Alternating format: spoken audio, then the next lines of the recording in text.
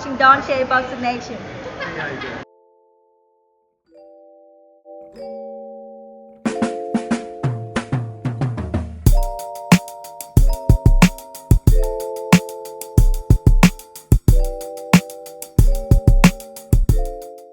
Dontaesboxingnation, what's going on, guys? So Demetrius Andrade, he wins a decision over Liam Williams, and surprisingly, a very tough fight for Demetrius Andrade. Liam Williams, he was really aggressive. He came forward. He really came to win. You know, it's pretty funny because before the fight, Eddie Hearn was asked the question, what does Demetrius Andrade have to do to basically deserve a shot at the other champion, Gennady Golovkin? And before he even answered that question, I'm thinking to myself, well, that's an easy question to answer. All Demetrius should have to do is look like a Kamil Sismeta, or look like a Ryota Murata, or a Dominic Wade, or all the other opponents that didn't deserve to fight Gennady Golovkin looked before they fought him, right? In other words, he would have to look vulnerable. This is what I'm thinking. And surprisingly, Eddie Hearn said just that. He said Andrade would probably have to struggle a little bit. And that's exactly what Demetrius Andrade did in this fight. He struggled. In fact, I thought that was probably Andrade's worst performance. I've never seen him get hit as much, but at the same time, I got to give him credit because it was a grueling match. And the funny thing is, I was watching a couple Ricky Hatton fights this week, not because of this fight, but I just felt like watching like Mayweather versus Hatton, and then I watched Hatton versus Costa Tszyu. Since we haven't had any like real big super fights in so long, I spent a lot of time watching like some of the old big fights. Because for you guys that didn't know, Ricky Hatton, at the time he fought Floyd Mayweather, he was considered pound for pound like number 4, the best in the world.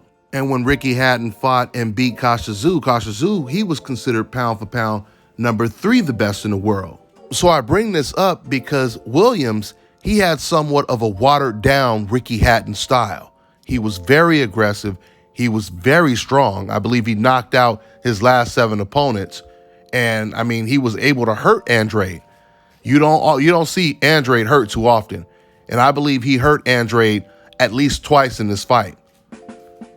And in return, Demetrius Andrade knocked down Williams and he hurt him several times. So it wasn't the best performance, but this is the type of performance, unfortunately, that Andrade needed to give other fighters confidence to get in the ring with him. I truly believe Jermall Charlo will actually get in the ring with him after this performance. I wouldn't even be surprised if Gennady Golovkin gets in the ring. I really wouldn't be surprised if after Canelo finishes his European tour at 168, he might even come back down to 160 and fight Andrade after this performance. So that's what fighters on a coincidental list have to do sometimes.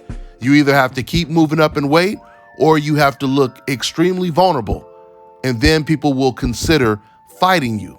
But you know, I really like the way Demetrius Andrade, he answered his questions in the post-fight interview, because Chris Mannix, a guy who has never wanted to see Demetrius Andrade fight a Canelo Alvarez or a Gennady Golovkin, of course, he's going to throw hurdles in front of Andrade and ask him questions like, do you think you deserve to fight a Gennady Golovkin after a performance like that?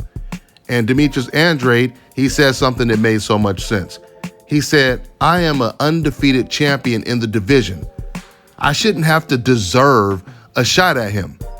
You know, champions should want to unify all of the belts. And that made all the sense in the world when he said that. Why would an undefeated champion have to, you know, do something spectacular to earn a shot at another champion? That's not the way it works. In fact, we all know that if it was a weak champion, if Andrade was a super weak champion, if he was like Avni Yildirim or somebody like that, we know that Gennady Golovkin, he would have been talking about wanting to unify all the belts. Just like Gennady Golovkin said before all of the dangerous fighters came to the division. Golovkin used to always say, my main goal is to unify all the belts, until Andrade and Jermall Charlo crashed the party. Canelo Alvarez said the same thing at 160. He said he wanted to unify all the belts, until Andrade and Charlo end up getting belts in that division. And it's real funny, once again, when they ask questions like, do you think you deserve to fight against Gennady Golovkin, et cetera, et cetera. You notice those questions were never asked to a Caleb Smith, to a Avni Yildirim, to anybody else at 168, Caleb Plant, when it came to fighting against Canelo Alvarez. So we know what time it is. But anyway, I definitely think this performance is going to open doors for Demetrius Andrade. Somebody is going to step up and take the challenge after that performance. Jermall Charlo, he recently said that he would fight Demetrius Andrade before he would move up to 168 and fight David Benavidez. And with the next opponent that Jermall Charlo has, Montiel, there's going to be a lot of pressure on him to take the Andrade fight since he has no one else to fight at 160. We know Golovkin's not going to fight Charlo, and everyone else is already, Ryota is supposed to be who Golovkin is supposed to fight in December. So there's no one else for Charlo to face but Demetrius Andrade. So it makes sense. We'll see who steps to the plate first. That's all I got for now, guys. I'm on to the next one. An important message from Youth Fountain Laboratory, makers of VasoFlux and VasoFlux for Men. If you're over the age of 35 and over the years you've eaten pizza, dairy foods, deli meats, or meats with fat, you are likely to have some degree of plaque buildup in your veins and arteries. This increases your risk of suffering a stroke or heart attack exponentially, and no one wants such a catastrophic event to occur. Introducing Blackout. Blackout is made of all natural ingredients proven to help dissolve clots in the blood, remove calcium deposits and plaque from the walls of veins and arteries, improve viscosity of the blood, improve elasticity of the veins and arteries, treat varicose veins, and prevent the reoccurrence of plaque buildup. For more information, visit Youth Fountain Laboratory at youthfountainlab.com or call 1-800-853-7856. And remember, to help unclog veins and arteries, get the Blackout.